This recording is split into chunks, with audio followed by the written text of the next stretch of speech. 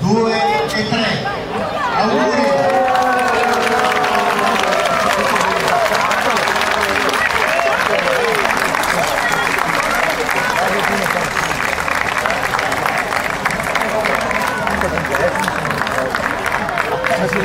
È stato veramente proprio bello, nonostante il tempo un po' incerto, siamo riusciti a fare questo lancio di palloncini.